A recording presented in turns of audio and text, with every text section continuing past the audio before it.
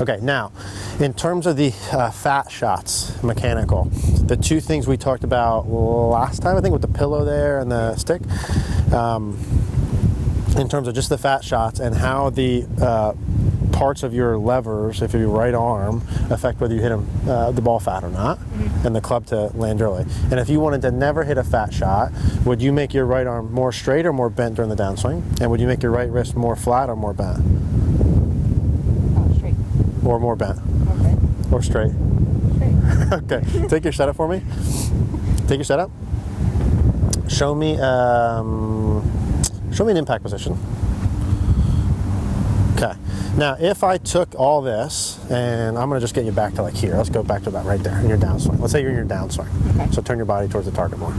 Cool. So let's say you're like here-ish. Okay. It's bent. Okay. So your right wrist is very bent, right? Now, let's say the butt of the club is already close to even with the ball here. It would actually be back here, but let's just, for the sake, let's say the butt of the club's here, the club is all the way back there. If I kept this here and I started to straighten your right wrist, what is the club going to do? It's going to hit the ground. That would be a fat shot or a thin shot? Very fat. Okay, that would be a fat shot. So the more your right wrist bends early, Mary, the increased odds of a fat shot. The more your right arm bends early, increased odds of a fat shot. Why is that? If I took this straight up like this, and I had this fully straightened and this fully straightened, that's the longest that could possibly be.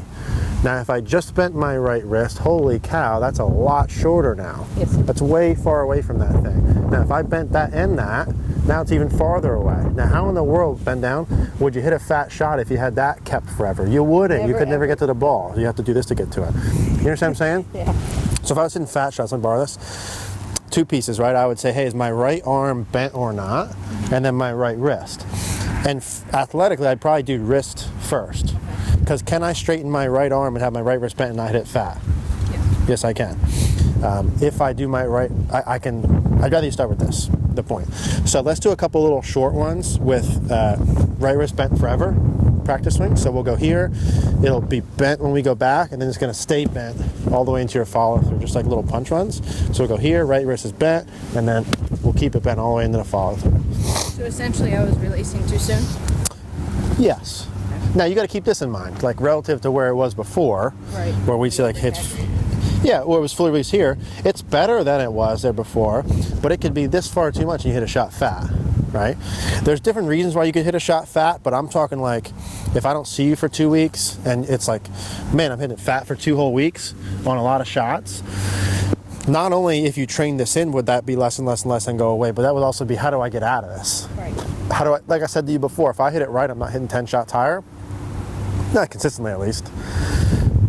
I'm going to fix it quick, right? You can train it, but it's also about being able to fix it quick. So show me a practice swing.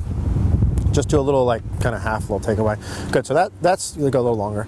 So your right wrist is fully bent there, right? Now do it all the way in your follow through and keep it bent the whole time, right? Like that. You're not hitting a shot fat if you actually do that. Might hit thin. Might hit it on the heel, on the toe. Something different. Do a backswing again. So do your normal backswing to about here. I don't want you to create this more than normal. Watch this. I just want a normal backswing. It'll be bent by itself, and then keep it bent the whole time. I don't want you going like this to create the bend. Right. You see what I'm saying? So just kind of halfway back, normal backswing. Don't think about anything going back. Just stay tall, and then keep that bend the whole time.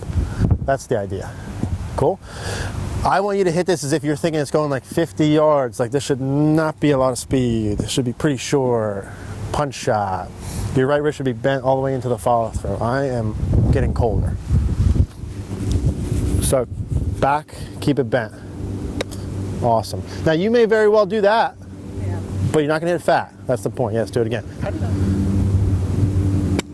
Yeah, that's right wrist bent forever. Really? Yeah. Was it bent or straight? A little bent, but... Yeah, I'm not saying it needs to be like this, but it's bent, it's not straight. Now, what I want you to do is I want you to take shorter swings and I want you to pause. So I only want it going back to about here, and then I want to pause, and then I want that bent forever into your follow through. 2 hands. Do a practice one without a ball.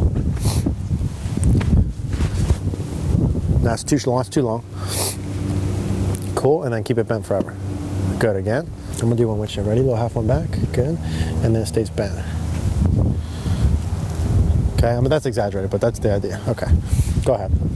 I want to pause. Yep. Awesome. Good.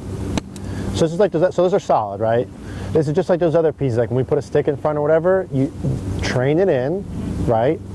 But then also that could be like a feel immediately to use when you go play, right? So try it without a pause, about that same length swing, trying to keep that right wrist bent forever into the follow through with a ball. Because all we're trying to do is eliminate variables, right? Like if that doesn't throw as much, that shortens the lever. Well, what if I do that and I still hit it fat? Well, then I have my right arm bend, right? That's another one that would change the lever length, right? And then you can do other things like change ball position. You could change swing direction, right? Like, as long as you have a way to make it doesn't matter, right? Exactly.